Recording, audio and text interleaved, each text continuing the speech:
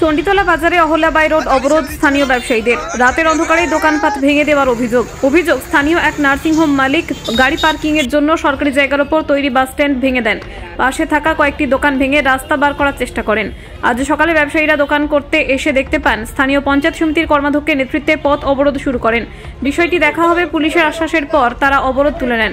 ব্যবস্থা না হলে মঞ্চ তৈরি করে আন্দোলন হবে বলে জানান কর্মাধ্যক্ষ। দফায় দফায় চলে বিক্ষোভ। বড়িঝাটি গ্রাম পঞ্চায়েতের প্রধান, স্থানীয় গ্রাম পঞ্চায়েত সদস্য ও জেলা পরিষদের সদস্য ঘটনাস্থল পরিদর্শন করেন ও স্থানীয় ব্যবসায়ীদের নিয়ে থানায় গিয়ে অভিযোগ দায়ের করেন। ব্যবস্থা না নিলে বৃহত্তর আন্দোলনের ডাক দেয় ব্যবসায়ীরা। নার্সিংহোম মালিক লালটু ঘোষ ফোনে প্রতিক্রিয়া জানাতে গিয়ে বলেন, আমি তোমাকে বলি, মানে অ্যাকচুয়ালি কি হয়েছে, আমাদের হসপিটালের ধরো গাড়ি যেগুলো আসছে রোগী নিয়ে বা অ্যাম্বুলেন্স, সেইগুলো দাঁড়াতে তো অসুবিধে হয়। এবারে অপোজিট দিকে একটা জায়গা ভাড়া নিয়ে মোটামুটি পার্কিং হিসেবে চলছিল।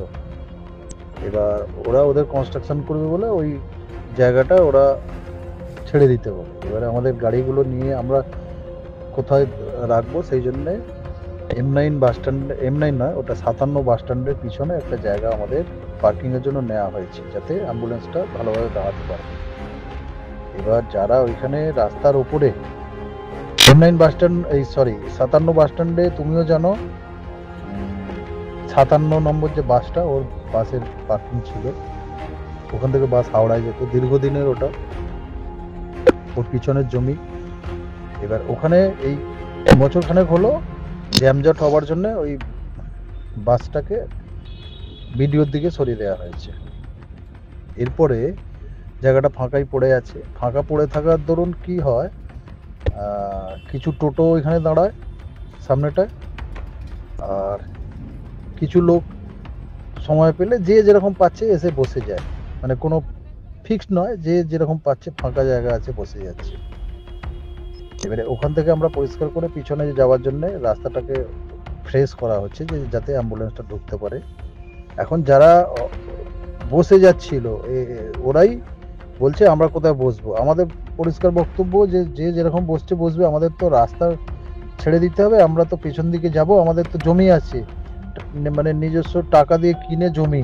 এবার সেই যাওয়ার রাস্তাটাকে ওরা ছাড়ছে না, মানে হয়তো কিছু বক্তব্য আছে বন্ধ করবে বা রাস্তায় যেতে দেবে না, এরকম একটা ব্যাপার। এর মধ্যে তো কোনো অসুবিধে কারো হওয়ার কথা নয়।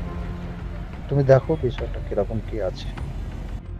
আচ্ছা, কি হলো, আপনারা থানায় এসেছিলেন? বিষয়টা হচ্ছে, আপনারা সকাল থেকেই ওয়াকিবহল বিষয়টা নিয়ে, বাজারটা আমাদের যেমন ভেঙেছে সরকারি জমি দখল করার জন্য।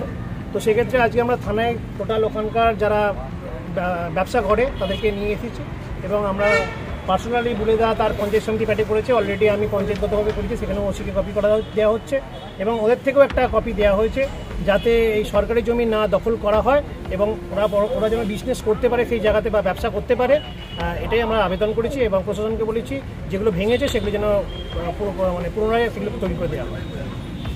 ব্যবসায়ীরা দাবি করছে যে লোকটা ভাঙলো তার কোনো শাস্তির দাবি করছে, সেটা বলেছেন অফিসার, বলেছেন যে ওই জমির পর্চা চেয়েছেন, আমরা পর্চা অবশ্যই আজকে ভিডিও মারফত ওটা সাবমিট করে দেবো। সেক্ষেত্রে যদি হয় তার দোষী সাব্যস্ত হবে। ঋতুপর্ণা কোলের রিপোর্ট, বেঙ্গল আনলিমিটেড।